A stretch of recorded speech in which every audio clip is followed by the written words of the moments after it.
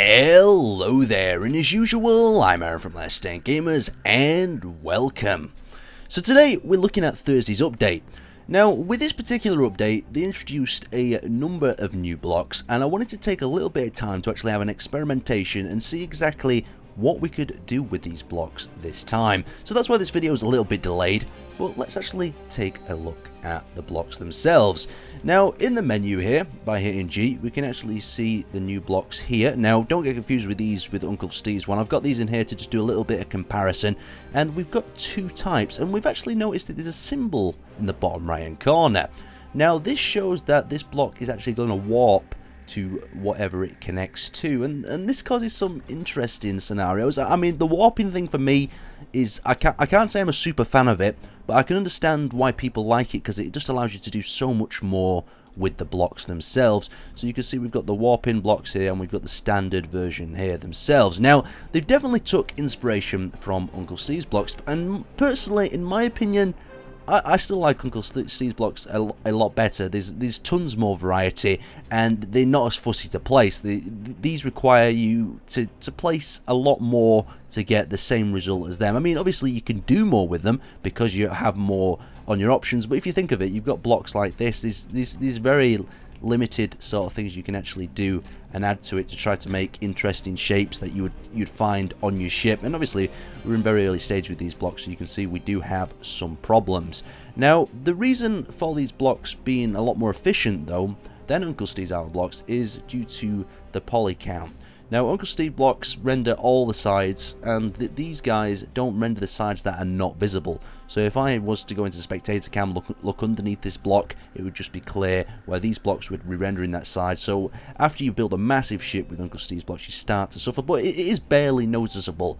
And we can have a move back over here and have a look. Now, another advantage over UncleSte's blocks that I was a little bit confused about is why they just stuck with is they tended to go with a very simple variety of new blocks added. They didn't get too complicated. With UncleSte's, you can see that we've got a 3-block long one, and I'm just happy that it's one solid block, because it is much easier to move and manipulate. Like, I have to build smaller segments, I have to get another segment out here and add that on to build a one with the new sort of block function.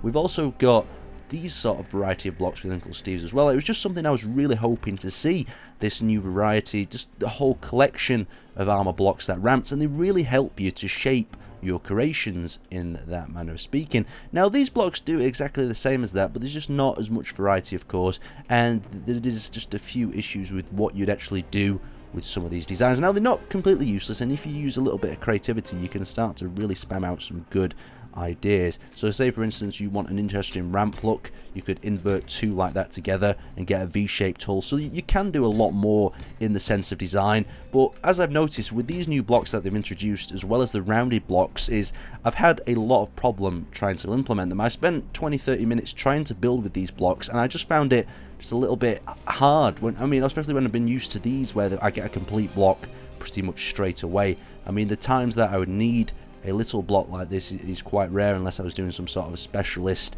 design, but I'm going to have to see a little bit more. Like, you've got blocks like this, for instance, that could possibly be used as some sort of venting system on a ship. You could build some really interesting patterns into it, like so. And the half block has its appearances if it's used in conjunction, but one of the blocks that I thought was really missing was just a sort of one out of three sort of block, like to blend in with two blocks like that together, because there's nothing that can really fit into that gap and look absolutely perfect. So maybe something to introduce in the future. You can probably go with something like that if you wanted to. But yeah, it's just how creative you are with these blocks, and I ran into a few problems, and I just thought I'd share it with you today. Now, it's an interesting update.